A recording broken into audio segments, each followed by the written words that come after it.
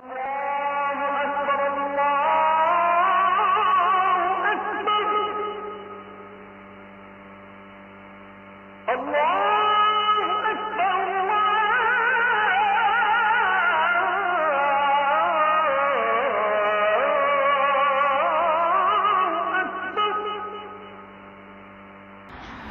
হচ্ছে হাদিকে সিঙ্গাপুর নিয়ে যাওয়া হচ্ছে। আমরা দোয়া করি লা বা'সা তুহুরা, ইনশাআল্লাহ আল্লাহ সুবহানাহু ওয়া তাআলা তাকে পূর্ণ শিফা দান করুন। আল্লাহুম্মা রাব্বান নাস আযহিবিল বা'স ইশফা আনতা শাফি লা শিফা ইল্লা শিফাউক শিফা আল্লা ইউগাদিরু সাকামা। এই দোয়াটি আপনারাও করবেন প্রত্যেকটি অসুস্থ মানুষের সুস্থতার জন্য। আল্লাহ সবাইকে সুস্থতার নিয়ামত দান করুন, আমিন। দ্বিতীয় বিষয় হচ্ছে হাদিকে যারা মারার পরে সীমান্ত দিয়ে নাকি ভারতে পালিয়ে গেছে। তো আমাদের প্রতিবেশী দেশ হিসাবে ভারতের তো উচিত এই খুনিদেরকে ফিরিয়ে দেওয়া, তাই না? আমি জানি আমার অনেক ফলোয়ার আছে যারা পশ্চিমবাংলায় আপনারা আছেন, পারলে ভিডিওটা শেয়ার করবেন যাতে করে নীতি নির্ধারক যারা আছে তাদের নজরে বিষয়টি আসে। আমরা প্রতিবেশীদের কাছে কি আশা করি বলেন? আমাকে কেউ আঘাত করেছে, আমাকে কেউ গুলি করেছে, এখন সে যদি আমার প্রতিবেশীর ঘরে গিয়ে আশ্রয় নেয় আর সেই শত্রুকে বা সেই পাপিষ্ঠকে প্রতিবেশী যদি আশ্রয় দেয়, তাহলে সেও যেন আমার কি বলে হিতাকাঙ্ক্ষী না, সেও যেন আমার শত্রু, তাই না? আমি বলতে চাচ্ছি যে কথাটা একটু পেঁচানো হয়ে গেল, যে শত্রুদেরকে আশ্রয় দেওয়া এটা ভালো মানুষের কাজ না।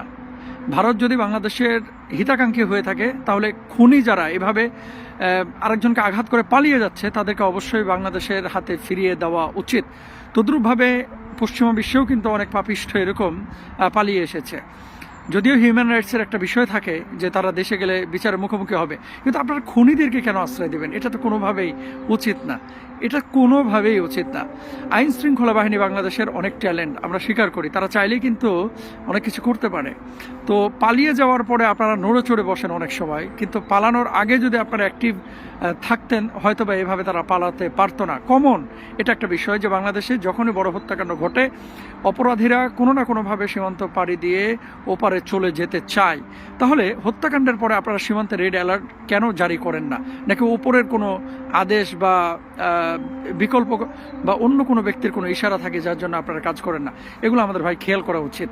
আমাদের আইন শৃঙ্খলা বাহিনী খুব স্ট্রং, আমরা জানি যে তারা চাইলে অনেক কিছু করতে পারে।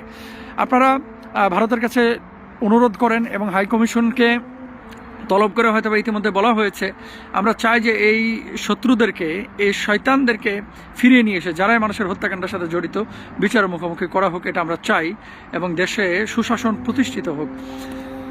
ভোটের সময় ঘনিয়ে আসছে। 3 নম্বর যে বিষয়টি বলতে চাচ্ছি, আর্থিক লেনদেন যারা করে 500 টাকার বিনিময়ে কেউ যদি ভোট কেনাবেচা করে, এদের ব্যাপারে আপনারা সোচ্চার হন। কারণ আপনি জানেন যে মানুষটি তাকে ভোট দেওয়ার জন্য আপনার কাছে 500 টাকার অফার করতে পারে, 1000 টাকার অফার করতে পারে। সে মানুষটি আপনার জন্য বরাদ্দর চাল, ডাল, টিন এগুলো কিন্তু খেয়ে ফেলতে পারে। এজন্য কোনো মানুষ যদি এই ভোটের এই সময়ে আপনাকে টাকা পয়সার অফার করে বা প্রস্তাব দেয়, সে মানুষকে বর্জন করেন এবং তাদেরকে কখনো ভোট দেবেন না। ভোট নির্বাচনের ক্ষেত্রে বা এই নেতা নির্বাচনের ক্ষেত্রে আপনি যদি কাউকে সাপোর্ট করেন এবং সে ক্ষমতা আসার পরে যদি চুরি ডাকাতি করে, চাঁদাবাজি করে, এর দায়ভার কিন্তু আপনাকেও নিতে হবে। তাহলে কি করবেন? ইচ্ছে হলে আপনি ভোট দেন, ইচ্ছে হলে আপনি ভোট না দেন, কিন্তু যদি দিয়ে থাকেন সৎ মানুষকে দিবেন, সে যে দলেরই হোক, যে মানুষের কল্যাণে কাজ করবে, দিনের কল্যাণে কাজ করবে। আল্লাহ তৌফিক দান করুন এই সমস্ত বিষয়গুলো বোঝার।